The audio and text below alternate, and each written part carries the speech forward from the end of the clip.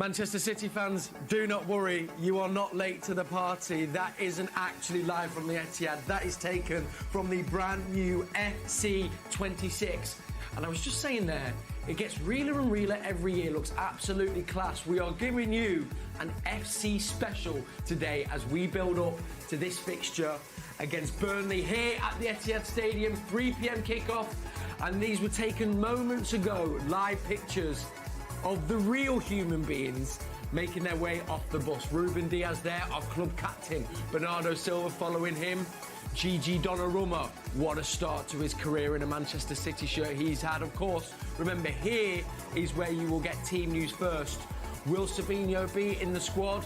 Will Phil Foden, what form that man is in? Just behind him as well, Jeremy Doku. I'm keeping an eye out for him. Oh, there he is, the man I'm looking for. Nico O'Reilly, fresh off signing a brand new contract.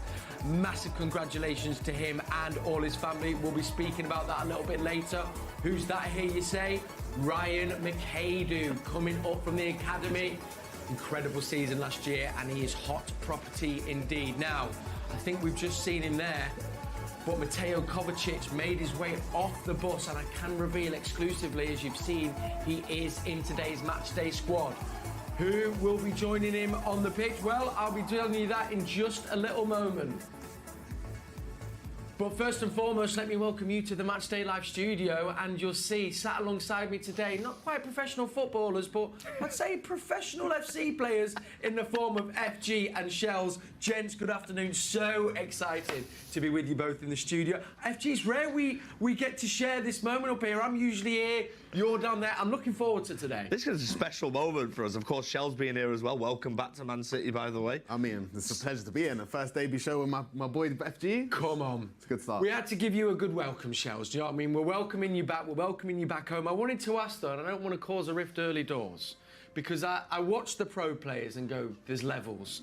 If you was to play FG, would those levels be apparent, or is it closer than we think as fans? You know, FG's not as bad as everyone likes to treat him online, but I think if I had my chance to actually play him properly, yeah, I've got to hit him for 10. I've got to. 10? I've got to do it to him, I'm sorry. 10? I've got to do it to him. 10? I just got to let him know there's a difference. There is. There would be. He's not as bad. No, there's a massive difference, of course, with people like Shells. He's won the E-Premier League for this football club. But he wouldn't hit me for 10, not a chance. No, what would you say he'd hit you for? 1 or 2? Depends how I've got a hand injury at the minute. I would have been a pro as well, but I'm injured right now. So, okay. Yeah, I'd say probably like 2. Well, 2. Maybe 2 one. to 5. I'd defend well. 9. 5 at the back. 5 at the back, 2 holding midfielders. You know, there'd be no. Part of the bus, no do a City against Run Arsenal. the clock down. Shall we see how we're lining up today, though? Let's do it. Speaking of formations, let's take a little look. Here we go. We can bring you this team news now. Starting in goal, our number 25, Gigi Donnarumma. Mateus Nunes keeps his spot after playing against Huddersfield midweek. Ruben Diaz at centre-half. He partners Josko Gvardiol. They are forming a hell of a partnership at centre-back, and fresh off his brand new contract, Nico O'Reilly starts again. Moving into midfield, Nico Gonzalez is in the holding role this afternoon. Tijani Reinders is alongside him, and to complete the midfield, oh, we'll move out to the wing, actually. Savinho, of course, got his goal against Huddersfield, as did that man, and an assist. Phil Foden in the starting 11, and Jeremy Doku, who as well has had a great start to the season, and Erling Haaland up front. There was questions whether he would be fit, but he does start today, and we have got 5 academy graduates on the bench, including Ryan McAdoo. And just as we were off air, you saw him getting off the bus, FG. You were buzzing with that. Oh, what a player he is, by the way. Exciting winger. He's it's interesting, actually, because we've got such an amazing academy. We've got so many players coming through. We're lucky. We forget about Oscar Bob as well. Yeah. Fantastic player. I mean, Ryan's got a different dynamic. I'm super excited to watching him in a City shirt, and hopefully he can get out there today. I know we'll get into the 11, but I just wanted to quickly pick up on that. We're going to touch upon it later, but Divine Mukasa as well. Obviously, you've got the likes of Rico Lewis, Phil Foden, the 2 Heskey brothers coming on against Huddersfield. It didn't get spoken about enough for me that we finished the game with 8 academy players on the pitch, which is, it's an indictment for the academy, but also, a testament to the players themselves as well. Yeah, these are 8 players who were on the pitch, deserving to be on the pitch. It wasn't a token gesture. Pep doesn't do that. City don't do that. Yeah. The players who play deserve to play. We've got an incredible academy. Like, the under-18s have just beaten Man United today. Yeah. That's 5 wins out of 5 for them. That's why they won the league last time. 4-2. As well. 4-2, lads. There's our first victory today.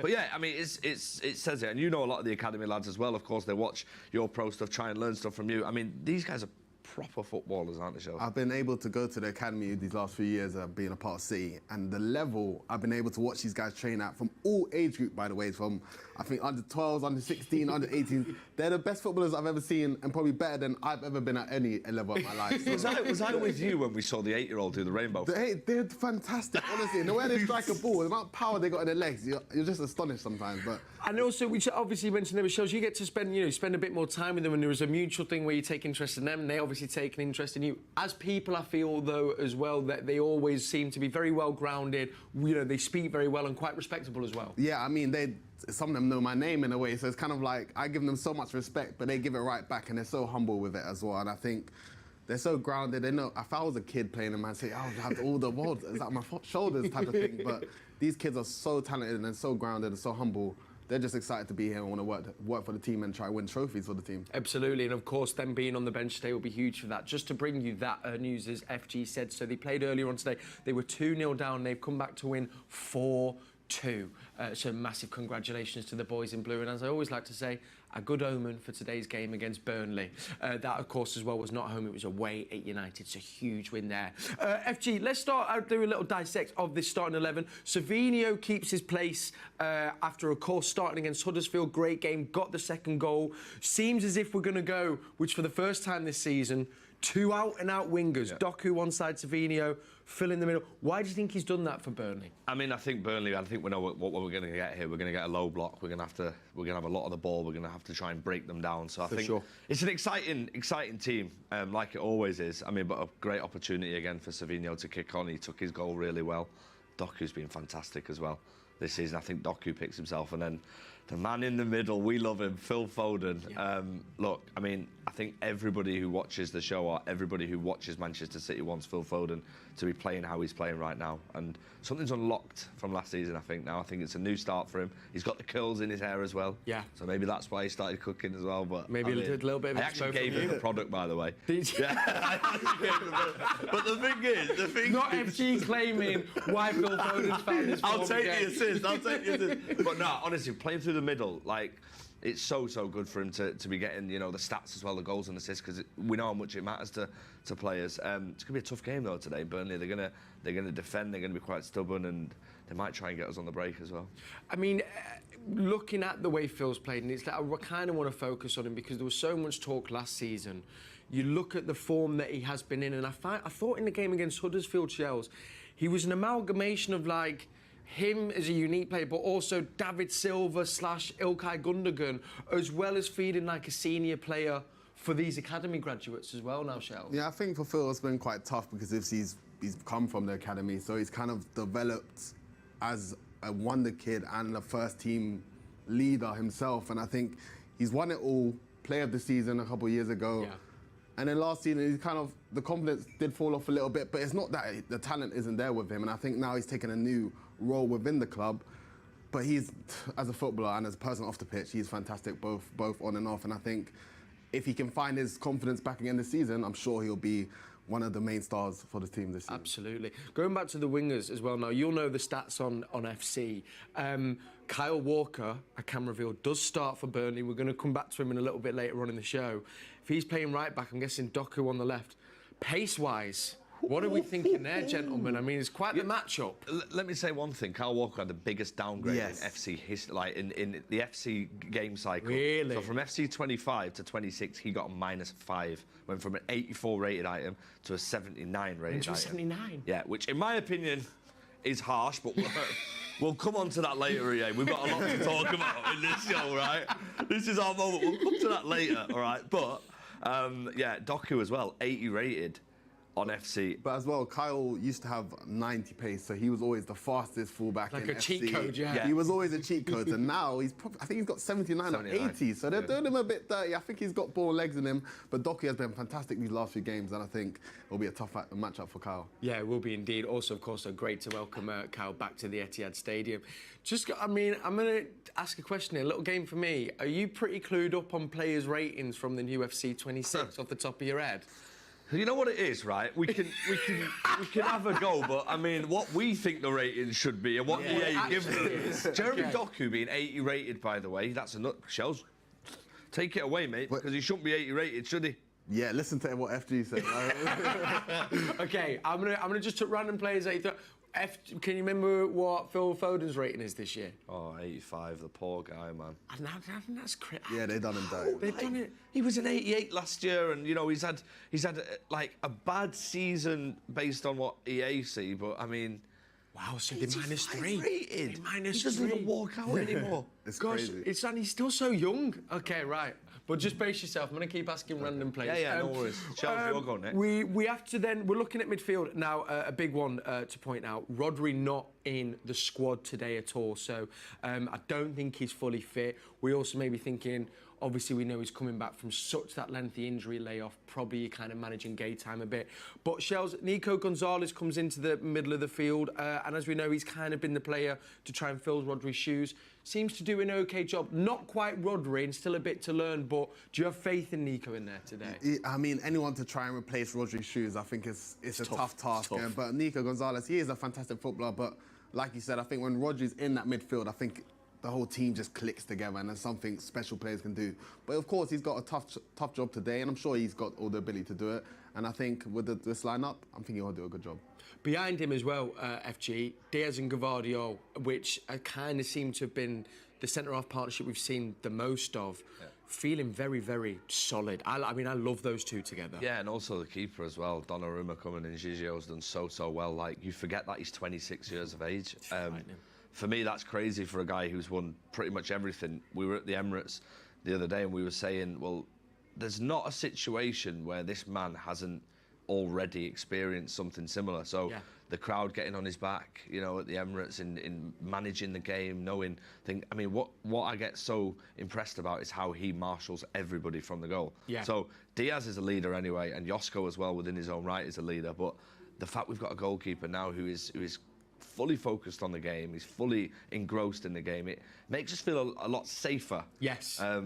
With it. Yeah, I was just going to say, watching it from home, seeing Donnarumma in the net for City, I just feel like it's just so safe. I just feel like I don't know how we're going to concede at all. Of course, conceding against Arsenal in the 90th minute a couple of weeks ago was a bit heartbreaking, but it just looks the team is just comfortable at the back. I just feel like there's so much safe, and the team knows they've got a strong keeper behind. But they have strong keepers in the past, but Donnarumma just brings a side that not many keepers can do. No one in club football can kind of do, you know. I think there was a great little interview, well worth watching over on City's channels, between Rodri and Bernardo, and I think they were echoing that. They were saying on his debut, that it felt like they would have to put the ball right in the 90-degree angle for them to score. And that feeling then was trickle to the rest of the squad, as you said, Shell. But what we've seen with these clean sheets that we've had as well is it's then translated to the Huddersfield game where we've got James Trafford in goal, fantastic goalkeeper. We're so lucky to have him as well. But defensively now we seem to have a lot more of a structure. There's a lot more belief. You can tell, like, I saw the reaction of Ruben Diaz when he was doing the interviews post-match at the Emirates, and it was sort of one of pride, you know. We went through a really difficult run last season where we know more than anything, especially being on the show, it was tough. Yeah, because the players were struggling. And this is something that's happened for the first time in probably a decade. Yeah. Like where we were in the trenches and you could see the attitude of the players, even on the pitch, the body language. Now they've got that aura back. And I think Pep said in his press conference he's got a good feeling about this season. Well, so have I, mate. And I don't know how you boys are feeling, but I feel great. I can't say what I said to my brother in the week, because I will, but I put it this way, I have a feeling if this team does click, there's no saying we can't repeat what we've done in the past. And I genuinely believe that, yeah. especially when you still think Shells as well. The quality that we've had injured, you know, I mean, Kusanov obviously annoyingly, sadly picked up a knock. You've got the likes of Cherki, Ait Nouri, Marmouche. They're all still to come back into the squad. And then once everyone's fully fit, it's quite frightening then the potential that this squad has, I feel. Yeah, I mean, if this squad is fully fit, it'll be scary hours for everyone in the league, of course. But once again, for me, I'm probably Rodri's biggest fan. Yeah. In my opinion, if he didn't get injured last season, I thought City would have had a good chance of winning it all again. That game against Arsenal before he got injured, you guys was on top of them on non-stop, and I felt like they were still playing the City identity. And I think when Rodri's in the starting lineup, it has the identity, and I think the squad's fully fit. I'm sure they can win the treble. Well, Rodri actually, I think Ruben Diaz pointed out Rodri's performance in the game at the Emirates. And going back to that, because it was one you said there, FG, that we weren't used to seeing as Manchester City fans. Now, I found it quite refreshing. And like, I feel that there was a lot of noise made about, you know, Arsenal did that to us. I think actually Pep made a great point. We'd had 2 days rest. We played 3 games, United and Napoli building up to. But to see a 2 banks of 5, one that we've not performed like that in 10 years, I enjoyed that. But the thing is, Kel, we see everybody say about our manager and our management team that they can't adapt. Yeah. And when they adapt, they get it right. Yes. And this is going back to Pep's first season.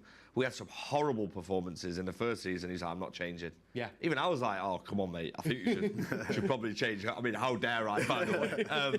But he adapted. He changed. You know, he's adapted numerous times again, and he'll continue to adapt. And one thing I will say is we were so lucky to have Ederson, because Ederson broke the press better than any goalkeeper ever. I think he's incredible with his feet. We were so lucky to have him. But this whole thing that Donnarumma's not good at distribution, we've not really noticed it, have we? No, not at all. And I think we're just in a new phase now, and it's an exciting phase for us. Because, I mean, look, we're talking about a team that won the treble with 4 centre-halves on the pitch. Yeah. There's nothing that this management team and this group of players can't do. Yes. And we're just in a new era now, and it's just unfortunate we started the season off with a couple of losses, but it was probably good for the team, you know, and it's probably, we'll probably lose a couple more games throughout the season. We have to, there's so many games, but we're in a good position, we're in a good spot. Something's cooking, something's building. Before I bring you an interview that happened earlier this week between Sean Wright-Phillips and Jeremy Doku, get ready for that. Do we know Gigi Donnarumma's FC rating off the top of our head? 89. 89. Yep. Were we the best keeper in the game? Oh, he's so Has good. to be. He's so good. He's like how he is in real life, mate. Got to get it in the... Just a beast. Yeah, you've got to get it in the So we mentioned that, and he starts today, Jeremy Doku. Now, he has had a great start to the season, thoroughly involved, I think, against Arsenal as well. For me, he was one of my man of the matches. He sat down with a club legend, a player who knows his position as well, Mr. Sean Wright-Phillips. Check this out. All right, you just played Arsenal over the weekend. Would you see that as a good point, or are you disappointed not to come away with the 3 points? I think if I knew before the game, okay, we come to Emirates, it's a 1-1, I would say it's a good point, but conceding a goal last minute obviously feels like you lost a bit. Yeah. I know that feeling too well. It's been a tough week for you guys in terms of rest, recovery, games. And I think you've been fabulous in it, the whole team. How do you think now you improve from that point? I think we just have to look back at the good things we did during the games and try to reproduce that. We have qualities, a lot of quality in this group, and I think like during these 3 games against those 3 big teams, we found it ourselves again, and we just have to build from there, look at what we did well, and keep on doing that. Right, apart from trying to compete with me for being the top dribbler for Manchester City throughout the season, what are your personal goals this season? I want to beat that score. I don't know how much it is, but I want to beat that score. And to be fair, I just want to be myself. I just want to be feeling good, being confident. I feel like lately I've been more like that, comparing to the first 3 games that I had this season. So I know that when I'm like that, the rest will come. So I don't like to put numbers on it. I just try to be myself and be confident and play well, and the rest will come. All right, so you don't like to put numbers on it, but it's 119 dribbles in the season successful. I think if I play regularly, I will beat that. Can you not, please? No. Can you just leave it one more season? How many did I have last season? 107. 107, Yeah. and I didn't play a lot, huh? Yeah. Imagine. I know. I was watching you saying, "Please, Jeremy, not this season, next season." I'll try this season. Let's see. All right. Good luck, All right. man. Thank you very much. Take care. Good luck. Lovely stuff there. Two brilliant Lightning wingers coming together. I mean, can you imagine that? Doku on one side and Sean Wright-Phillips on the other side. Sean Wright-Phillips is going to take our job soon, because that was actually really, really good. Done very, very well there for SWP. Kudos, Mr. Wright-Phillips. Right, we're here in the studio. Liam Loftus is down there pitch side. He's alongside Nicky Weaver, who is on your co-coms with Alistair Mann when you want to get commentary on the City app. They're going to bring you now the Burnley team news and reflect on that.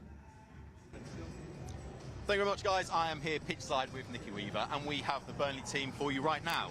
In goal, Martin Dubravka, Kyle Walker makes his return to the Etihad, Hartman, Esteve, Foster, Jaden Anthony, Florentino, Chuauna, Ekdal, Cullen, and Naron. Right, I've got to start with Kyle Walker. Like I said, back to the Etihad. Where does he rank as Premier League right-backs for you? Well, I think he's got to be right up there. Obviously had a decent career before he came to City, but in terms of winning trophies and everything he did for the club and country as well. But yeah, and he's sort of, I almost feel he gets a little bit of a raw deal because he should be sort of lauded as one of the greatest right-backs the Premier League's ever seen, and he's sort of 8-9 years at City. You know, he won pretty much everything there is to win, and you know, we sort of used to take it for granted week in, week out, his pace to get himself and other people out of trouble as well. So yeah, he's sort of left a little bit, under a little bit of a cloud, I suppose. A little bit strange how he left. Obviously went to Milan and didn't quite work out for him there, but he's obviously gone to Burnley. So yeah, listen, for me, he's right up there as one of the top right backs, you know, not just in the Premier League era, but of a lot of eras, because his trophy haul will tell you that. And you know, like I said, his pace was unbelievable, and you could just probably sense in his last, you know, few games, if you like, for City, or last few months, that his pace just started. You know, listen, time catches up with us all. But yeah, certainly for me, he's right up there in the top 2 or 3 of all-time Premier League right-backs. Right, you started on Burnley there. Let's talk about them. It's been difficult for promoted teams in the Premier League the last couple of years. 4 points so far. What have you made of their performances? Yeah, listen, it's going to be tough for them, particularly on the travels away from home. But if they can make, you know, Turf Moor the fortress and pick up points there against teams that they should pick up points against, I think that's where, you know, I don't think their fate's going to be decided at places like the Etihad and, you know, Chelsea and Arsenal and Liverpool. If they can pick anything up at those, great for them. But it's really important their home form. And I think they've had an okay start. You know, I think Scott Parker would have been reasonably pleased with that. And yeah, it'd be nice to break the trend. I think the last 2 years, the 3 promoted teams have all gone down, so it would be nice to see a bit more competitive from the teams that come up. So yeah, I had a little spell at Burnley, not too fruitful for myself personally, but yes, I've got a little soft spot for them. So yeah, hopefully not today, but hopefully they do well this season. Right, I've been absolutely desperate to ask you, Gianluigi Donnarumma, please wax lyrical for me. Well, I don't think you can do anything but, can you?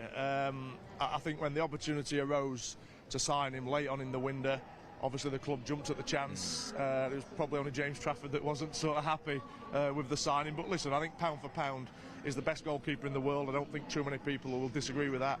And I think I was here for the Derby game when he made his debut, and you could see straight away the presence that he's got. He's a different animal to Edison, completely different goalkeeper, but in terms of shot stopping and having a presence and dominating that area and keeping the ball out of the net, you know, I don't think anyone would really disagree that he's the best goalkeeper in the world. He's a young man, 26, and like you said, to come in, make your debut against United, he didn't blink twice. I mean, he's got a ridiculous CV, but that takes some going. Well, I remember when he broke in AC Milan's first team at 16. You know, he's not long been out of school and he's playing for AC Milan, and then obviously, GCSEs. yeah, and he's got 70 odd caps for Italy. So listen, it would have been nervous, I'm sure, but nothing will faze him because he's been there and seen it. But I think it's just his presence, and you could see the fans straight away had got a rapport with him as well. I always remember the penalties in the Euro finals at Wembley, and he just looked huge. Yeah. And I certainly wouldn't fancy taking a penalty against him. But yeah, I think a great signing for, you know, relatively, if you've got a chance to sign, you know, the best goalkeeper in the world at his age, 26, for the relatively low price that they paid. Yeah, I think it's a fantastic deal for the club. Right, on the other end of the pitch, Erling Haaland, he's the top scorer in the Premier League at the moment. He's been electric this season. Yeah, I mean, it's just his desire to score goals is unquestionable, and he's been ruthless in front of goal and really clinical. Great finish last week against Arsenal, and he started the season probably like we expected him to. But I think every time you see him, particularly live, you just realise how sort of special a player he is, and you know, if he keeps on going as he is, he could be, you know, one of the greatest centre forwards of all time. He's certainly probably the greatest one at the moment in the world. But yeah, what he's done in a relatively short space of time in his City career has been phenomenal, and it is sort of just carrying that form on. His role sort of changed. Obviously, we know he brings goals, but Pep added him to the leadership team in the summer. He's matured a lot, hasn't he? He's a leader. Yeah, well, he's getting to an age now where he's, you know, still quite young, but a really experienced player. So he's had a couple of 3 years to sort of settle in. Not that he took any settling in, because he hit the ground running. So yeah, but listen, he's obviously, you know, understands the working of the club, how the manager works. And yeah, by adding him to the leadership group, that puts a little bit more responsibility on his shoulders. I think something that he thrives on. I think he really enjoys leading that line. And like I said before, it's just his desire. When he gets, you know, you see the goal against Arsenal last week, he starts sprinting in his own half. And when he does that, no one can live with him. Right, I want to talk about Nico O'Reilly. He's signed a new 5-year deal. Youngster, come through the academy. He's been unbelievable at left back. What's it like being dropped into a team at that sort of age? Well, it's not a bad team to get dropped into, is it? And he probably never saw himself as a left back. He was more of a midfield player, an 8 or a 6 or 10 even. So yeah, but obviously, you know, the first thing that stands out his attributes is physicality. He gallops up and down that left side. He's got an eye for a goal, which we've seen, and he's settled into the team really well. He's still relatively inexperienced, but he almost looks like, you know, he's been there a lot longer. So yes, as someone, you know, who's great from set pieces in both boxes. So I've been really, really impressed with him, and yeah, looking forward to seeing him today. He's doing very well. I think performance-wise, he could keep out Ait Nouri, one of our new signings. Moving on to another new signing, Tijani Reinders. He starts today. On the ball, he is just phenomenal. He gallops, he can carry it so well. What have you thought of him? He's a typical modern-day midfielder, isn't he? He's really elegant in possession. He can mix it a little bit as well. He can nick a goal. Assists, you know, he can sit in a more of a holding position and burst forward as well, but every time he gets the ball, he generally makes the right decision in terms of when to release the ball, as he did last week in setting up Erling Haaland at the Emirates. So yeah, it's been a great addition, a real top player, and I think, you know, he's already a fan's favourite, and I think he's only going to sort of cement his place as a fan's favourite as the season goes on. Right, before I head back to the guys, I've got to ask you, Phil Foden, he is back to his best, I believe. I think so as well. He's been absolutely brilliant. You know, great start to the season. We all know how good Phil Foden is, and you know, he gets a lot of criticism at times if he's not quite on it. A couple of years ago, he set his standards so high. Every time he dips slightly below them, he gets criticised. But listen, no one can criticise him this season. He's had goals, assists, and he looks back to his best. And yes, it can only be a good thing for club and country. Absolutely love that. Right, guys, thank you very much. Over to you. Thanks, Liam, and thanks, Weaves, as well. Don't forget, he's with Alistair Mann on the commentary a little bit later. Now, the early kickoff today was Brentford versus Manchester United. And a little score update, not too long to go in that game. It's Brentford 2, Manchester United 1.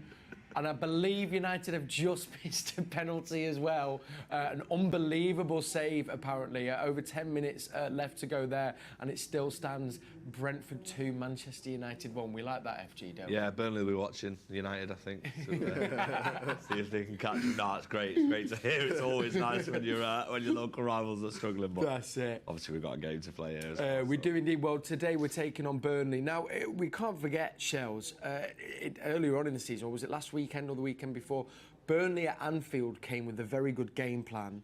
Frustratingly, Liverpool did what Liverpool have been doing all season. They got that last-minute winner, but they are going to come here today with a plan, and we saw them execute that well, as I say, at Anfield. So they're going to be well organised. I mean, even the Premier League this year, I think the standard of the level from every team is fantastic. So you got to give it your best against any opposition that you're up against. And I think Burnley, of course, just nearly managed to get a point against Liverpool. We're going into the game thinking they can probably give City a good run for their money as well. And City's, I know, I guess, they're not unusual to this scenario. Yes, yeah. For example, they know Burnley's going to sit back, try and frustrate them as much as possible, and, you know, conceding an early goal will mess with their game plan, which they're trying to avoid. But they've prepared for this game all week. I'm sure they know what they have to do, and hopefully their plan will all come together. Well, that's it. And also, I mean, we're going to do a little focus on Kyle Walker in just a second.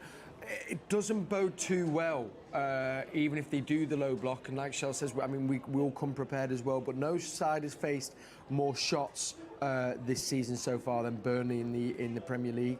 The goalkeeper has made the most saves in the Premier League. So Their goal is gettable. Of course, Dubravka, who was at Newcastle, is going to be busy today. So, as much as, you know, they will try, it doesn't bode too well. Yeah, it's going to be a tough game for them. I think they know what they've got. These are the fixtures that they'll be looking at as a free hit. Yes. You know, coming up to the Premier League, the level is so high. We saw it last year with the teams going straight back down. Burnley, we're looking at this fixture and probably just we don't want to get hammered. Yeah. We don't want to lose by 5 or 6. We want to keep it tight. Try and, you know, experience playing against the best striker in the world and some of the best players in the world. And this is not the game they'll want something. They'll play the low block, but it's not the end of the world if they don't win this, because they have to beat the teams around them. Yes. To make sure that they can stay up. I mean, I think one man as well who's going to be key to that, obviously, just given his experience, and most of that came with us, is Mr. Kyle Walker. Now, I don't think it can be understated how key he was, and Pep has really been talking about the important role he played in the 8, 9, 10 years of success he experienced at Manchester City. I want to begin generally, though, Shells, with where does he rank as far as not just fullbacks in the Premier League, but world football? Because Pep mentioned his name alongside the likes of Cafu. Yeah. Do you think he ranks up there for you, Shells? It's quite hard because I think football's a team sport, and at the end of the day, Kyle Walker was in this City team to do his role, and at his role, he was the best at it. He was there to shut down the opposition's best wingers at every time. You think, every time they came against Real Madrid, if Kyle Walker wasn't up against Vinny, everyone was a bit, no, I don't know how it's going to go type of thing. So I think technical ability, there might have been, you know, Cafu might have been a bit better than Kyle Walker, but I think with his achievements and then the results, yes, you got to give him the credit where it's due. And I think, I'm not saying he's the best right back of all time, but he's in the conversation with the greatest right backs in the game that's played. So I think he's had a fantastic career. But you know what, Pep echoed exactly just that. Here's what Pep had to say in his pre-match conference this week. I'm pretty sure that everybody's happy to see him back in a place like have been an unbelievable figure for us. Like without him, have been the right back that defined our tenure here, our time here in the last 9, 10 years. So, and I'm pretty sure he will get the gratitude for our fans, because absolutely he deserves it. One of the greatest in terms of consistency and no injuries, and play every single game. Incredible figure in the locker room. So I kind of don't analyze for 1 week, 1 month, and like 9 years, 8 years I've been with us. In 8 years, 6 Premier League, Champions League, I don't know, 14, 18 titles. Always being there in the good moments, bad moments. One of the greatest fullbacks ever, yeah. When you had to control that side, when you control that side with the wingers, and when he was focused, oh my God. I just slept like a baby before the games. I was a Kyle there, you know, when it was completely in the game and do it there. He can handle top class wingers in the world, the speed, and Kyle was good. And always we tried to help him with the ball to read the situation. What do you do? Encourage him. He was, you know, a better player than maybe he could think. And my target for the day one was, you are good, Kyle. Your long balls, your quality of your pass and everything. So he was, you know, there was, wow, was a, incredible right back. Brilliant words there from Pep Guardiola talking about his time at Manchester City. And I think before we do a little bit more on that, why don't we then just see just how important he was in all those years of success in a Manchester City shirt. Here's some of Kyle Walker's best bits. He definitely changed what right back was in the Premier League. It's Salah on the attack. Oh, Salah, that's blocked. And it's cleared off the line. Kyle Walker flying into the goal mouth for an heroic save. There's no other fullback in the Premier League can stand alongside Kyle or say that they've been better than him.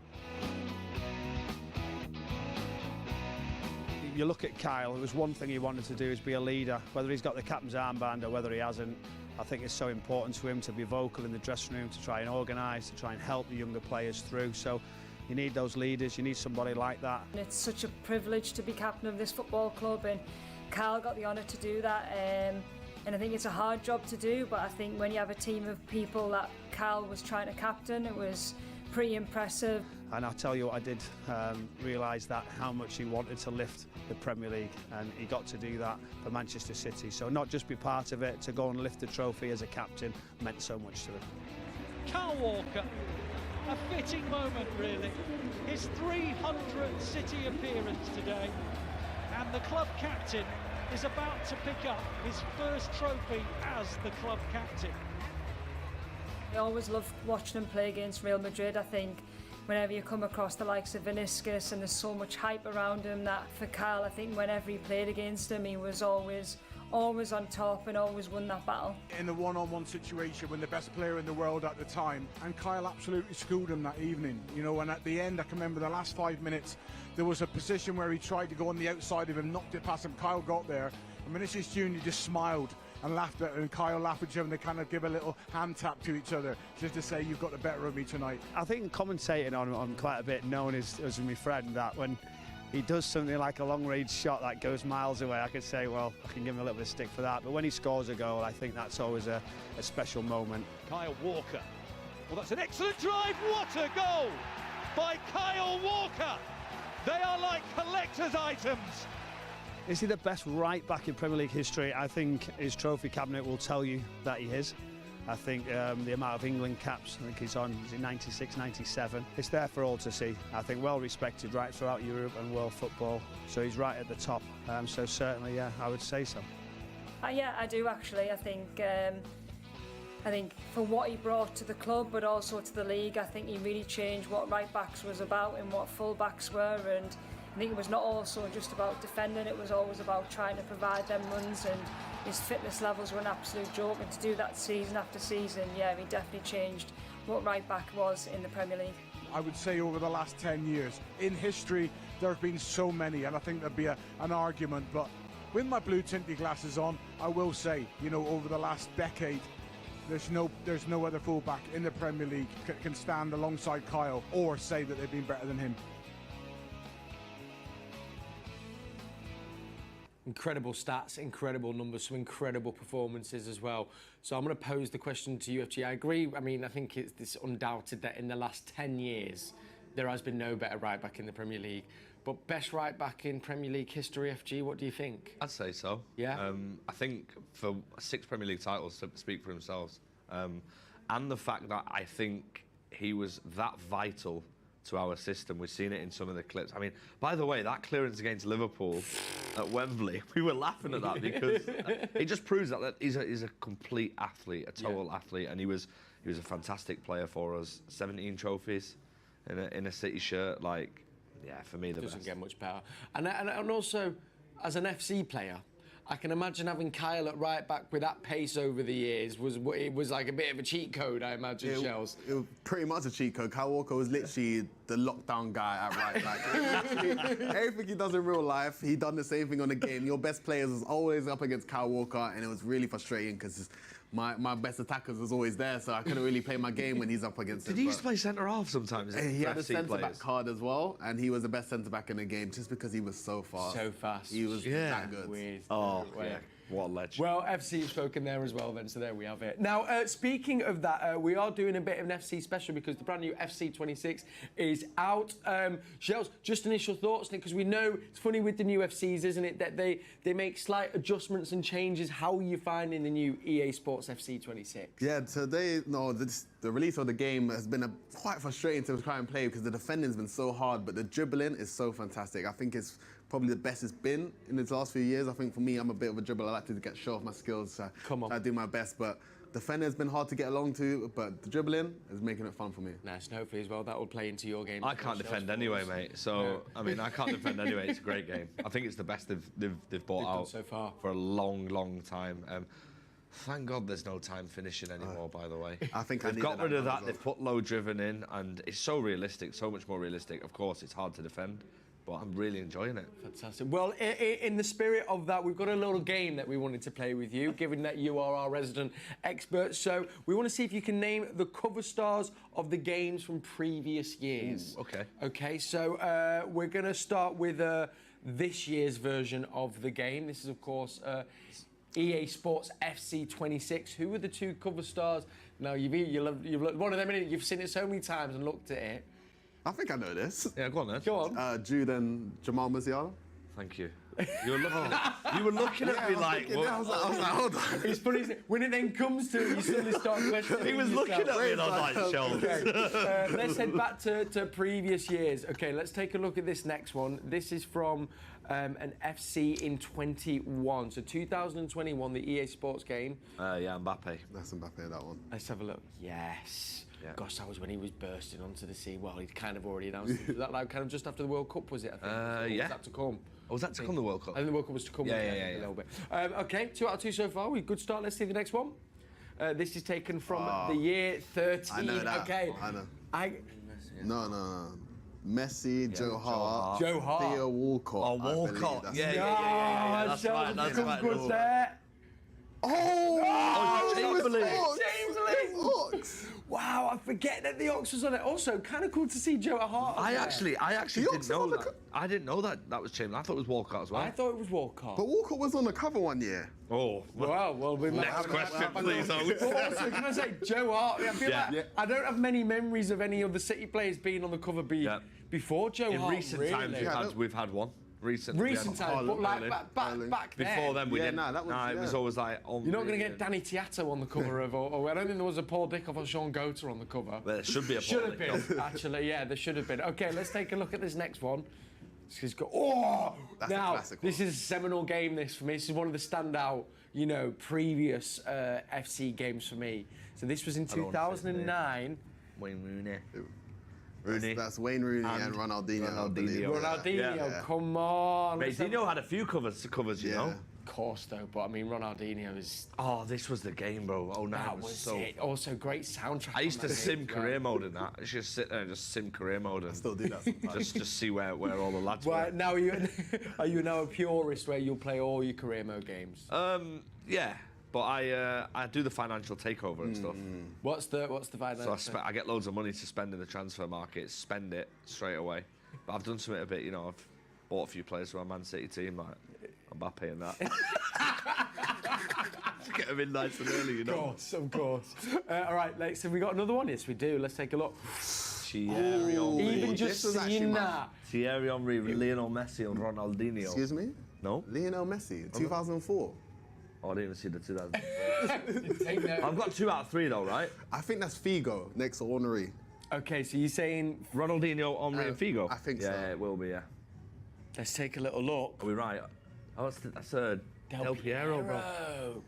Juve, El Piero. Capitano. Oh my God. That was also a seminal game. That 04. Yeah, that was my first one I ever played. I think I remember. Wow. Yeah. That's Well, you where don't remember the journey cover, began. mate.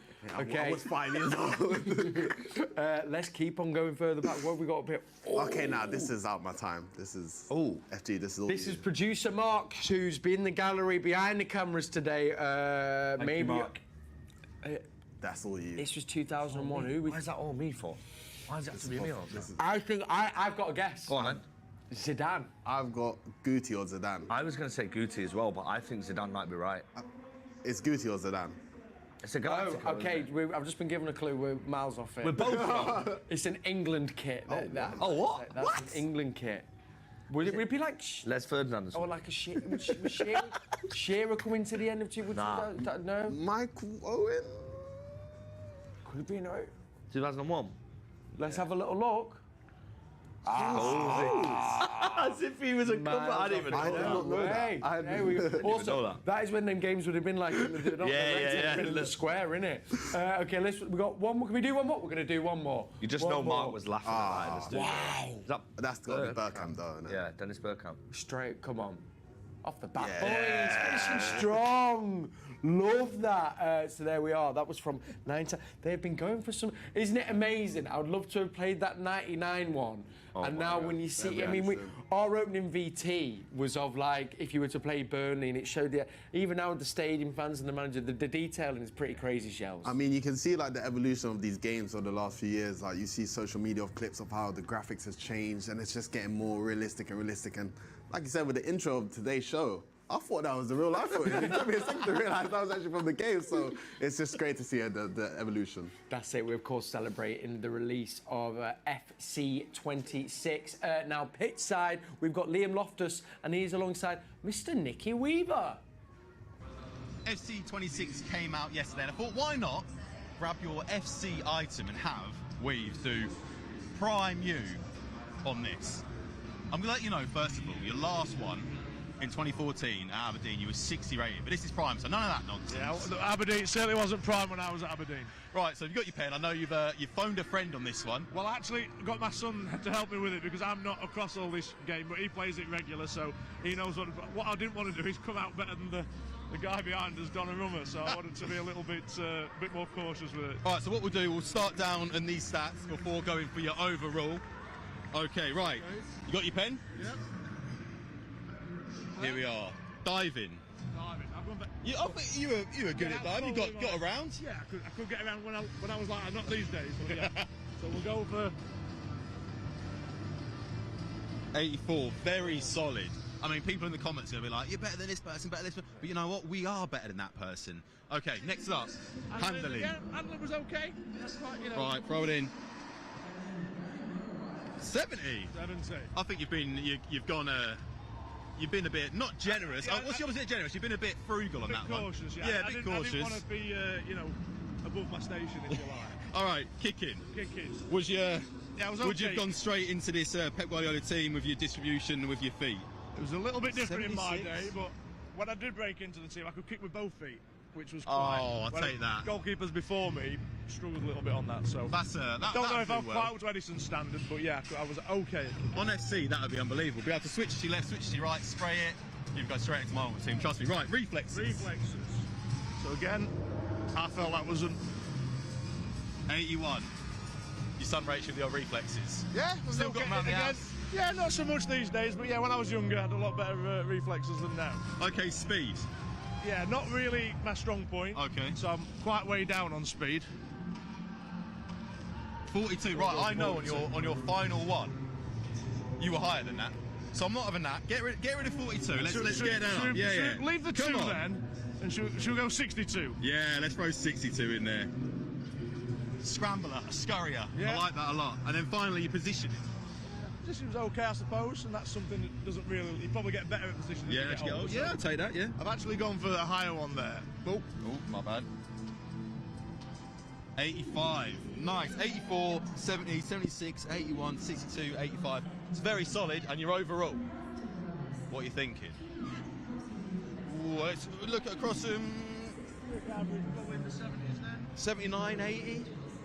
Am I being generous? I'll go 79. 79. Yeah. 79 rated. Lovely stuff. I reckon that's pretty good.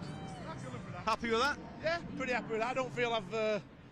I may have undercooked on a couple of them, but yeah, I didn't want to go in big. Don't go big. I completely respect it. Right, we're going to head over to a few of our former players who are taking a look back at the 2001 edition and seeing if they can guess their teammates. I've got to guess who this is. 2001, blonde hair. Gerard Vikens.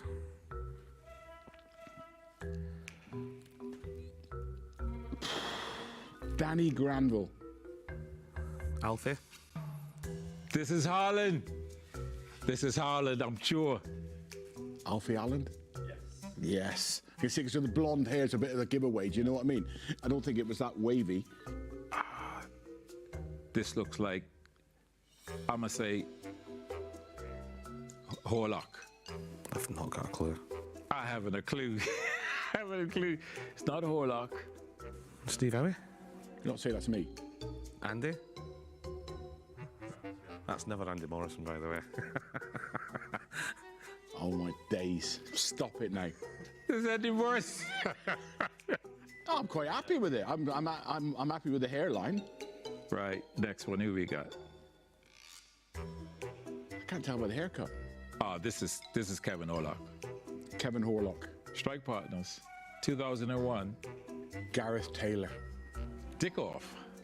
Now that is the only one that actually looks anything like a possibility. This don't look like Gareth Taylor. Gazzy's head's about 10 times the size of this one on here. Sorry, GT.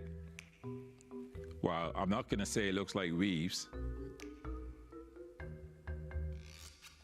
2001. Schmeichel. Reeves. This is Reeves. Looks nothing like Reeves. He's handsome, this guy on here. Nicky Weaver. Oh, I'm way off it. Sorry, Reeves. I used to see a blondish hair. I'm just looking for one that's going to be like a gimme that you just go, oh yeah, that's plainly obvious. It's not me, is it? This is Dickoff. Jesus. Matchday Live connection again. Michael Brown. Do you think these look like? The hair's a little bit blondie from the unit, do you think? Not too bad though. How is it Paul Dickoff? Well, this has got to be me. Jeff Whitley. Looks nothing like me. Richard Edgell. Richard Edgell. Yay! He got one. Not the GOAT. You'd be happy with me saying Edge, because Edge was a bit thinner than him. And the last one. Now this is Kevin Orlock. What? Steve Howe. Centre back. Steve Howe? Oh, lads, come on. I know it's not Morrison. I'm going through players in my head who play centre back. God, they're doing them a massive favour on these, actually. This is not so funny now, is it? This looks nothing like Howie. I mean, talking about how the game has changed, I mean, them graphics, they are a feat to behold there, FG. But yeah, the graphics of Paul Dickoff was blonde. Like peroxide blonde.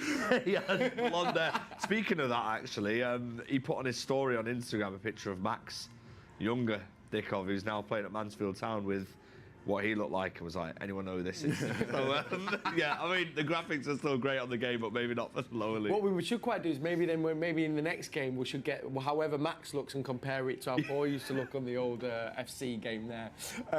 Thank you for joining us if you've just tuned in. I'm alongside FG and Cels here in the studio. We're having such a fun time. And down pitch side, we've got Liam Loftus and Nicky Weaver. Let me recap your starting 11. Of course, we're building up to this game against Burnley. 30 minutes to go. I tell a lie, 29 minutes. We have got Gigi Donnarumma in there. It's Nunes at right back. Ruben Diaz captains the side alongside Gvardiol at centre half. Fresh off the back of his new contract, Nico O'Reilly at left back, and he's been brilliant so far. We'll talk a little bit more about him in just a bit. Nico Gonzalez is alongside Reinders and Phil Foden, and then it is out-and-out wingers in Savinho and Jeremy Doku. Erling Haaland completes the starting 11. Just a quick word there. We've seen the players take out to the pitch. We know FG. I think FG, Doku and Savinho are going to be key today to try and break down that low block. Yeah, absolutely. It's going to be a low block. We saw it at Anfield, like you said, you mentioned earlier on in the show, so it's going to be a difficult one. But it's, like you said as well, Cels, it's what these players are used to. They play a lot of games in a season. It's frustrating. There will be moments where they'll try and run the clock down. They will try and waste as many seconds as they can. It'll be frustrating, but I think with the creativity we have out wide, it's a great opportunity for them. Absolutely, and pace as well. And the reason I mentioned them to FG was to talk about something that we've noticed developed at the start of this season in the way that Manchester City are trying to score goals, and that is with a fast break. Yeah. Now, it's kind of reminiscent of when, I think Pep has spoken about this, when we had Sane and Sterling, where we'd get the ball and go, and it feels like we've turned to that a little bit more. I also think this is an influence of the assistant coach Pep Linders as well, because so far this season we've scored the most goals from fast breaks than any other team in the Premier League. It is 3 so far, and that's already as many as they scored in the whole of last season from a fast break. Firstly, before we dig into why we're doing that and what that's doing to teams, can you recall what the goals are? Yeah, so it was Erling at Arsenal, of course. Yeah. You said 3, right? 3. In all competitions? In the Premier League. Wolves, when Tijani Reinders scored with his left foot. Beautiful, fantastic. And then I'm just trying to go through the goals that we scored. So, what was the Brighton goal? Was it Brighton? No, it was here at the Etihad. Oh, it was here at the Etihad? Yeah. Was it? Chelsea? I don't know. Do you want the answer? Haaland's second goal against United. Oh, it was on the break. Yeah, of course. Well, that's mad, that, because we used to... The one time I remember a goal under Pep that we scored on the break was when De Bruyne scored at Leicester. Yes. I don't know if you remember that counter-attack. They hit the post and then we went on the other end. I do, yeah. Flew up the pitch, I think the Arsenal goal we scored was a massive sign of the hard work everyone's done behind the scenes, because the year before at Arsenal, we were probably overcommitting. Yes. And then conceding, whereas we were a lot more tactical Mate, bring me them counter-attacking goals. That's what I would do to Shells on FC. Sorry? It is, and it's quite devastating, is it? I think particularly where it kind of goes against Shells, what we've been used to seeing with City was all that possession, which we still do. But I guess it's another weapon that teams have to worry about, that if they've got a lot of the ball, we know that City actually could get the ball and be at the other end and put it in the back of the net before we know, especially with the form Haaland's in. Yeah, and I mean, when you got a player like Haaland, if you just look at him, I just love watching him sprint in behind, because he's just a freight train, and it's just, you've got to watch him, but then you leave players like Tijani Reinders out, he's going to play in the back of the net as well. But I think conceding a counter-attack just takes the life out of any opponent, because it just feels like it just happens so easily and so quickly. So I think City being able to score transition goals, it's just adding another weapon to their calibre, and I think, to the Arsenal, and I think if they can find a way to have that balance of scoring, counter-attacking and still keeping the ball, it's going to be very hard to slow them down. It's going to be devastating. And I guess the important thing is as well is it's all well and good having the counter-attacks, FG, but you've also got to put the ball in the back of the net. And I think sometimes as well that would be here's the second one here against Haaland. But sometimes as well what we do is we'd get these chances, maybe we weren't quite taking them last season, but I mean, this man's in imperious form. We've run out of stuff to say about that. But we're being clinical, which I think is a key part of that. Yeah, but it comes from confidence, you know. Last season we missed a lot of chances in games, but probably the players weren't feeling their best. They weren't fully confident. We're looking at the likes of Jeremy Doku, the way he's playing. The goal he scored against Napoli was unbelievable. You're looking at Erling, he's taking every chance, like he does anyway. I mean, he's the one who you want in front of goal. But it comes down to confidence, you know. And this group of players seem to have a lot more confidence, a lot more belief. But it is fine moments. It is, and that's what differentiates winning titles. You know, I think if you look at our competitors over the years where we won the league, there were moments in the games where they were missing chances. Arsenal in particular, we played them, I think it was Nketiah missed a free header, and these fine moments in big games, just like this one at the Emirates as well, they matter. And also, I mean, that I think is probably going to be one of my favourite goals. It's devastating, that key player in that. I mean, obviously the run, and as you were saying there, from Haaland, he kind of puts in, and the touch and finish. But what we've seen pop up in, I think, more or less all three of them, Tijani Reinders involved. How impressed have you been with the start of his City career, but also how important is he to the way you've seen us play this season so far, Shell? I first got introduced to Tijani from last year FC, from being he was one of the best box-to-box midfielders. So when I see him come to City this season, I was going to keep my eye out, and I think he is amazing. I think he's probably the modern-day box-to-box midfielder. He can do it both with his feet going forward and defensively help out. I just love to see him his link-up play. I think he finds himself in the right little pockets, and he would like to play the risky pass and a little cheeky lob-through ball over the top to try and make some chaos happen, but I feel like he makes a controlled chaos. Yeah, I think he's fantastic. I love that, the controlled chaos. He also, FG, he's almost the embodiment of, you know, the Dutch kind of pinnacle that Pep always talks about, Johan Cruyff. I mean, it's this quality, I think, that's allowed him just to look like he's been playing here for years. Yeah. There was conversation, my granddad said this to me about, you know, is he kind of the De Bruyne replacement? But I think no one's going to be De Bruyne. If anything, I'd put that more on Phil. Reinders just feels he's bringing something different that we've not had in a couple of seasons. I wanted to know what you thought. Yeah, absolutely. I mean, you could argue he's got an era of, you know, prime Gundogan bursting into the box, you know, being there. We've seen Gundogan have moments here, but like you said, I think that pace, that power he offers, he just a bit of yaya when he drives with the ball as well. He's got a mixture of everything, but that's massive to our system. He is vital. He was vital last year as well in Italy. Best midfielder in Italy. I can't believe we've got him, and no one else has challenged to get him as well, because we saw it in the first game against Wolves. We were just astonished by how good he was. And there's going to be games potentially where if he drops deeper, I think he's better off, you know, with that free roll where he can have someone behind him like a Nico Gonzalez or a Rodri or something, just to let him express. We've also got Kovacic coming back as well. So in the squad today it'll be really interesting to see how they link up together as well. And because he's a fantastic player, Tijani, and he's got two very good feet, and you saw that with his finish at Wolves on his left foot. Exciting times. Another great signing by our recruitment team, who are doing a great job. Back into our game for the show. What was his? Can we do know what his FC rating is in FC 20? Well, he's got 2 now. He's got 2. Yeah, he's got a new promo card that's 87 rated, but his gold standard card is 86. Both crazy items. He's unbelievable. He's about 180,000 coins, I think, for his gold item. Wow. 1.2 million last time I checked for his promo. Wow. He is so good on this game. he is going to be the one that I think everyone's using. All the pros using him. All the pros have got him in his team because he's great on the ball. He's got the right pass and play styles, as you can see, both on the real-life pictures. He's got the same in the game as well, and he can put the ball in the back of the net. So I think as a centre mid on the game, he's just the #1 pick. That's interesting. So obviously, given you are one of the pros, and you know, I'm still kind of learning. But are there certain players that then kind of the rest of us mere mortals of FC play, where they were like staples in a lot of the pros games for different attributes and qualities? So every player will have play styles that are assigned to them. So for example, we're talking about Erling Haaland, he might have low driven or quick step. So those are play styles in the game that can either give your player a bit of an advantage compared to others. So I think with Tajani Reinders, in your midfielders, you wouldn't want them to be able to pass the ball. So he has tiki-taka and incisive pass, which is, in the game in terms, basically he can distribute the ball very well.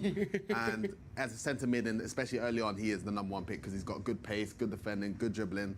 He's fantastic. He's the all-rounder. Yeah. And he's in a City shirt, which we absolutely love here in the Etihad Stadium. Well, obviously to celebrate, of course, EA Sports FC 26 coming out. FG, you went from content creator to game show host. Ooh. And speaking about Sean Wright-Phillips giving us a run for the money, FG was giving me a run for my money.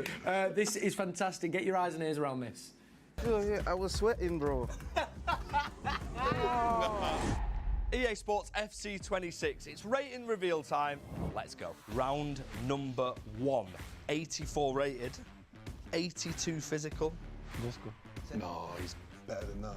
Manu. I go Manu. Incorrect. You're frozen out of the round. Josko. It is Josko. Congratulations. Okay, this one is a non-rare item. 73 defending, 58 physical. Matt, is that me? That is you, Rico. Non-rare. Non-rare, Rick. Here we go. 86 passing, 86 defending, 85 physical. Rodri. The answer is Rodri. An 89 pace. Should be a winger. Yeah, this is quicker than... No, it has to be that. I need an answer, guys. Then it has to be Omar. Anyone else. Omar. The answer is indeed Omar. 84 rated. Yeah, back. See you, lad. 4-3. 79 pace, 68 physicals. I think this is Jeremy. It does look a lot. How can that be Bro, Jez? how can that be me? It does look a bit like I think Jez. Yeah. I think it will be Jez. No way. Yeah, of course it's you. It's me. Of course it's Jez. What you expecting? Oh, my...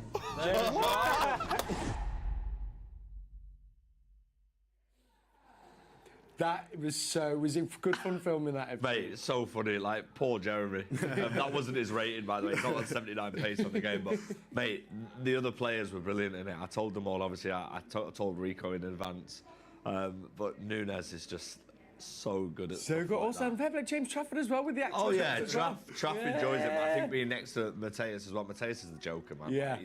He's so funny, and yeah, poor Jeremy. He was genuinely sweating, like he was furious. But he's so nice that he didn't want to. That's it. Well, you can, and it's well worth doing it. Not right now, and maybe not in the next few hours, but at some point this weekend, the full video of that is over on City channels. Well worth checking it out.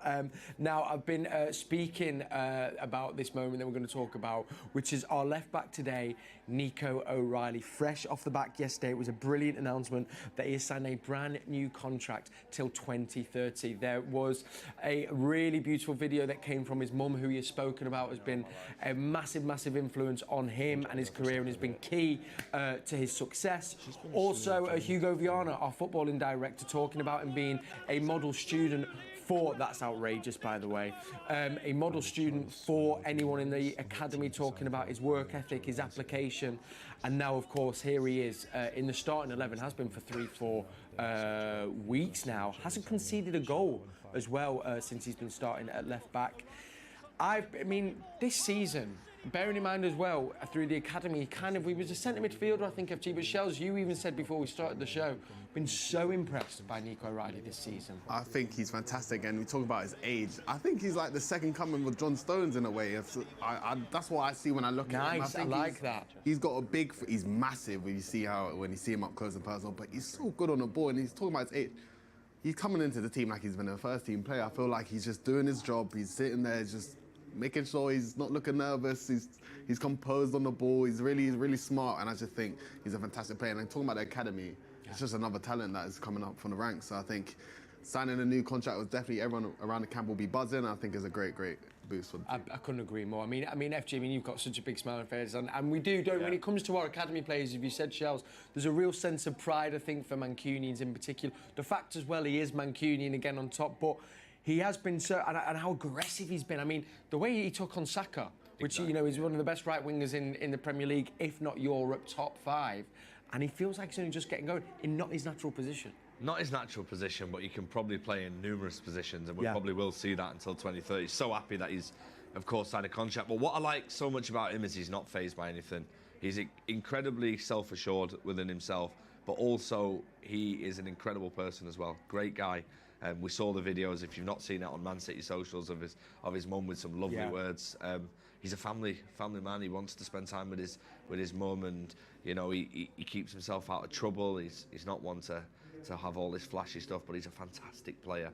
So what is his natural position? He's a centre midfielder. But after that goal I scored in the highlight reel, then the scorpion kick from behind is outrageous. But he's played everywhere. He was a number, he played for 3, an 8, a 6, and then he's played football. I mean, we've got a total footballer, but we look at the academy, like the likes of Phil, the likes of Divine as well, who can play in numerous positions, Rico.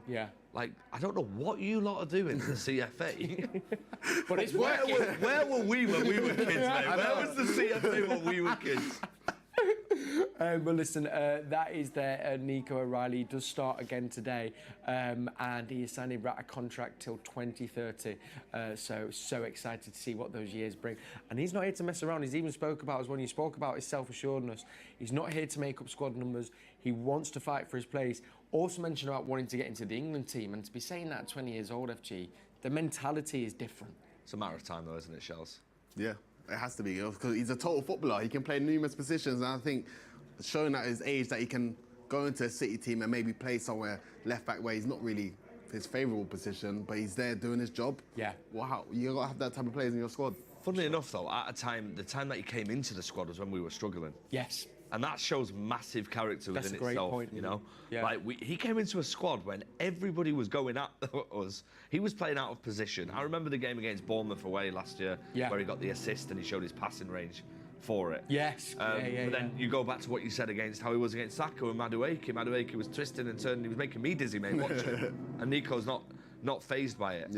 Like, he's shown a lot of character already at the age of 20. So, Tommy Tuchel, mate, get the phone out. Give the boy a call. Now, FG, I feel like this week must have felt like Christmas for you with all things, you know, EA Sports FC 26. We want to show you this now, because this is what happened when you gave the players their very own copies of the new FC 26. Do you want the good news or the bad news? Always the good news. The good news is you're faster than Ruben Diaz. That's perfect, I love that. The bad news is you're not very fast on the game. That's okay. That's 61 pace. That's quite real. He's got a good engine, though. I agree with that. This was the one that hurts, though, the 65 physical Bernardo. The defending is better than this. Bernardo's How much Bernardo got? 40? Bernardo's not that long. 21, 22, 23. Who's faster, Ruben or Bernardo? No. Easy Ruben. Easy and Ruben is low. 65 pace is a bit... I don't think they rate your pace, but look at this, mate. It's all 8s. Enjoy it. Top. You happy with your rating? No. The right back has arrived. Not sure if I'm going to take the present. There you go. He looks more excited than me. It's right back. Yeah. What do you think about being a right back? Yeah. Exactly, yeah. Same. 82 rated, are you happy? Yes, my brother. There is a form at the bottom that you can fill in, which EA have asked for you to fill in. Yeah, and then they can listen. Okay. We can do it now if you want, and we can take it right away. Keep it private. Okay, keep it private and then hand it back. Words. Yeah, and hand it back to me, all right? Okay. My name's Rico Lewis on Pro Clubs. Get quit. Right, we're here pitchside, and kick-off is moments away. But before that, we're going to get the thoughts of Nicky Weaver. Nicky, what are you feeling right now? Listen, feeling confident. I don't think there'll be an issue with possession stats at the end of today. I would expect City to have the lion's share of possessions they normally do. Obviously, last week was a bit of an exception. And hopefully, when the chances come, which they will create chances, they've got to take them. We've got Erling Haaland, who's in great form. So, yeah, let's hope it's a nice, comfortable afternoon. Sorry, Philip, I'm going to come back to goalkeepers where they've been warming up behind us. We were talking about the differences in Trafford and Donnarumma. What was we saying? I think when you look at James Trafford, he's a lot lighter on his feet. He's a slightly different style of goalkeeper to Donnarumma. Donnarumma's is almost a little bit of a throwback Donnarumma. But yeah, listen, they've both warmed up there fantastically. It's great to see, Donnarumma sort of going through his drills so close quarters. And I said before, I think he's, pound for pound the best goalkeeper in the world.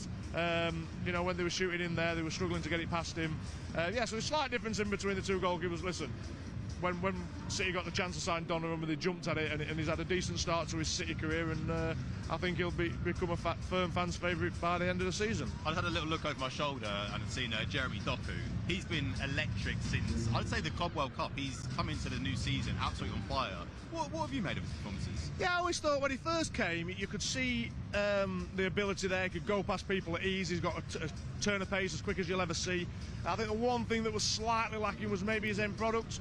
He's obviously got a lot better at that now. He chips in with goals, he's creating goals, and you wouldn't want to be a fullback with him bearing down on you. So yeah, I've been really impressed with Jeremy Doku. He's had a brilliant start to the season. Right, thank you very much. And there we have it, the final thoughts of Nicky Weaver. Thank you so much, Liam, and thank you, Nicky Weaver. Now, if you want to hear more of him, you can do. He is alongside Alistair Mann on the Manchester City app as they'll bring you commentary for this game against Burnley. It is filled up here in the Etihad.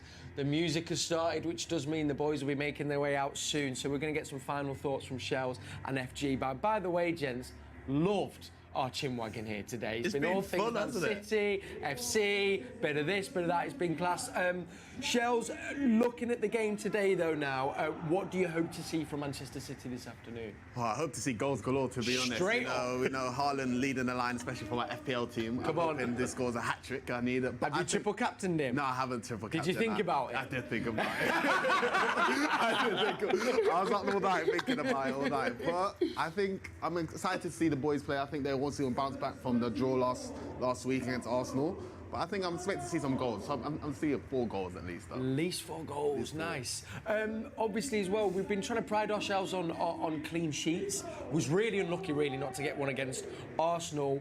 I know, obviously, it's a difficult proposition, but the boys like Gvardiol, Ruben Diaz, Donnarumma, they're going to want to try and keep this solid defensive structure that we've been building. Yeah, when we've won the league in previous years, and this is going back to even the Mancini days, the defence is the best form of that. And the attackers, we've got the flair, we've got the players, we've got Erling Haaland, we've got Phil Foden, etc. Defensively, they'll be desperate to keep a clean sheet and get back to keeping a clean sheet. And they've got a goalkeeper who will be telling them to keep a clean sheet and making sure they are in position at all times. So we're in safe hands. Yeah, we are indeed. Also, we've just had him mentioned here, Phil Foden feels like not only he's in tantalising form, but given the low block that you've mentioned, we know Burnley are going to do, he is going to be key to trying to unpick that lock, isn't he, I think? Yeah, and I think he finds himself in the right pockets at all time. And you see with his what was it, the winning goal in a couple of seasons ago from the edge of the last game of the season? Yeah, against Tottenham. When he finds himself in them pockets, he's just able to splash it in the back of the net. I think City sometimes need that player to score a goal from outside the box. And I think Phil, when he's playing at full confidence, he's one of the best players in the world. I mean, the goal he scored at Huddersfield as well, that's trademark Phil from that position of the pitch. You're talking about the West Ham game. The West Ham, sorry, that we saw here. That is trademark Phil. Burnley will be desperate to keep him out of that position. You know, I'm sure Walker will be telling them all, when Phil's got the ball, close him down. But we've got options, and we're in a really, really good position. And I think we're going to enjoy ourselves. We normally do against Burnley. Yeah, I think Doku will be a big guy to watch out for this game. I think he's been fantastic, and if he can work on his final product, his end product, he is definitely one of the best wingers in the world. And against Burnley, with sitting back, I think the ball will be in his hands, and I think he'll be the one to watch out for. Just wanted to actually pick up on as well there. I mean, Kyle Walker, obviously, we covered him earlier on in the show. He knows the team, he knows the way we play. What do you think he's saying, though? Now he's on the other side. You know, it's interesting because for all the times he's never had to worry about coming up against City.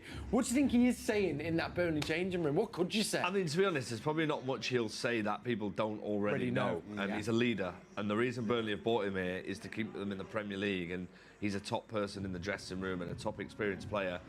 But I'm pretty sure he'd rather not be facing Jeremy Doku, Savinho, Erling Haaland, etc. today. Yeah. But I mean, the first 10-15 minutes of this game are crucial.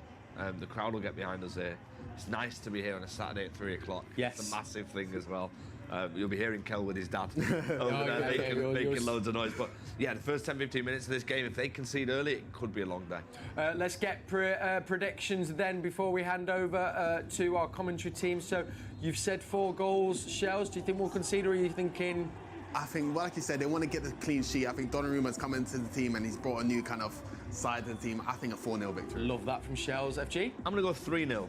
Nice. Lovely stuff. Well, gentlemen, it's been an absolute pleasure. We're going to be back. We need your Do you want mine? Oh, yeah, of course. I'll go. We'll go up one more. We'll up the ante. 5-0. I love it. Thank you so much to FG. Thank you to Shells, and thank you to all of you for watching. Make sure you come join us at half-time and at full-time. It's Manchester City versus Burnley here at the Etihad Stadium. Alistair Mann and Nicky Weaver are your commentary team this afternoon. We'll see you at half-time. Come on, City. Thank you, Kel. City players in the tunnel ahead of kick-off. I just want to reference something that following the devastating passing of City fan and boxing legend Ricky Hatton, there'll be a number of tributes inside the stadium to remember the hitman today.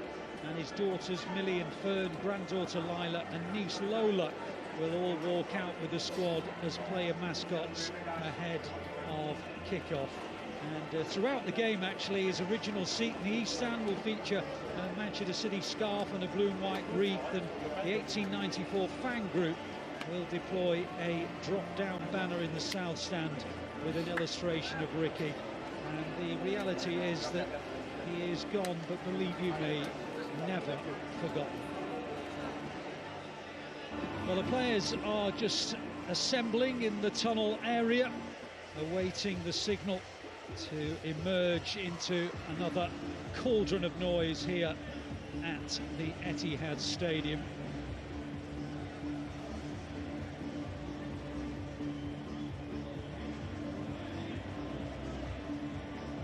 Well, September has been an encouraging month for the Blues.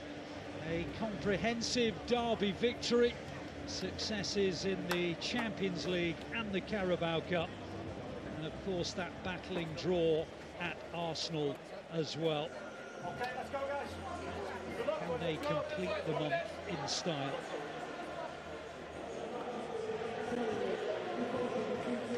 So City have the opportunity to maintain the momentum of a successful September if they can see off newly promoted Burnley.